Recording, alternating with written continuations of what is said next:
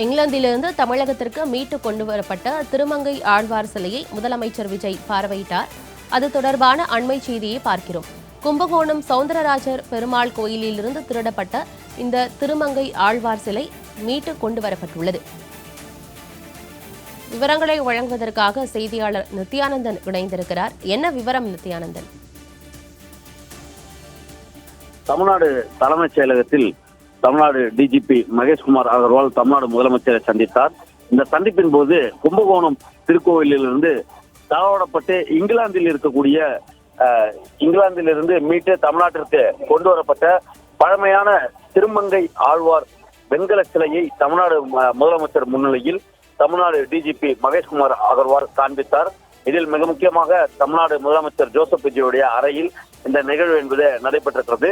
தஞ்சாவூர் மாவட்டம் கும்பகோணத்தில் உள்ள அருள்மிகு சவுந்தரராஜ பெருமாள் கோவிலிலிருந்து 1957 முதல் 1967 வரையிலான காலகட்டத்தில் மதிப்புமிக்க திருமங்கை ஆழ்வாரின் வெண்கல சிலையை 3 உலக சிலைகளுக்கான காளிங்கநாதனார், கிருஷ்ணன், அதே போல விஷ்ணு மற்றும் ஸ்ரீதேவி என மொத்தம் 4 சிலைகள் காணாமல் போயிருக்கிறது. களவாடப்பட்டதாக அத்திருக்கோவிலிருந்து செயல் அலுவலரால் 12/2/2020 அன்று புகார் அளிக்கப்பட்டது என்று கூறப்பட்டிருக்கிறது.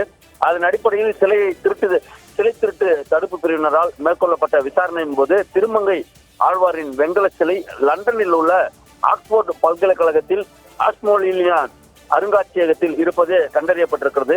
இச்சிலையை அந்த அருங்காட்சியகம் 1967ஆம் ஆண்டு அடையாளம் தெரியாத விற்பனையாளர்களிடமிருந்து கொள்முதல் செய்யப்பட்டுள்ளது என்று தொடர் விசாரணையில் அமெரிக்க நாட்டின் சான் பிரான்சிஸ்கோவில் உள்ள ஆசிய கலை அருங்காட்சியகத்தில் காளிங்கநாதனர் உலோக சிலையும், புளோரிடாவில் உள்ள ஹில் ஹெலக் காட்சியகத்தில் ஸ்ரீதேவி உலோக சிலையும், டெக்சாஸில் உள்ள கிம்பல் கலை அருங்காட்சியகத்தில் விஷ்ணு உலோக சிலையும் இருப்பது கண்டறியப்பட்டிருக்கிறது.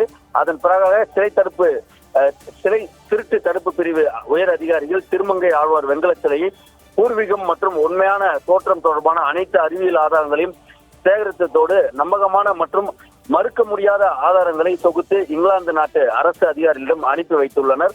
அதன் அடிப்படையில் ஆக்ஸ்போர்ட் பல்கலைக்கழகத்தின் பிரதிநிதி சிலை திருட்டு தடுப்பு பிரிவிடம் வழங்கப்பட்டிருக்கிறார்கள். அதனை மீட்டு கொண்டு வந்து தமிழ்நாடு முதலமைச்சரிடம் தமிழ்நாடு காவல்துறை தலைவராக இருக்கக்கூடிய மகேஷ்குமார் அகர்வால் தமிழ்நாடு முதலமைச்சரிடம் அந்த சிலையை காண்பித்திருக்கிறார். ஆகவே வரலாற்று சிறப்புமிக்க அந்த சிலைகள் காணாமல் போய் மீண்டும் அதை கண்டறியப்பட்டு அதனை தமிழ்நாடு முதலமைச்சருடைய அறைக்கே கொண்டு வந்து தமிழ்நாடு முதலமைச்சர் ஜோசப் விஜயிடம் காண்பித்து மகேஷ்குமார் அகர்வால் இந்த சிலை தடுப்பு பிரிவினை எப்படி பணியாற்றுகிறது என்பதை வெளிக்காண்பிக்கக்கூடிய வகையில் அந்த சிலையை காண்பித்திருக்கிறார் என்பது குறிப்பிடத்தக்கதாக உள்ளது. விவரங்களுக்கு நன்றி நித்யானந்தன்.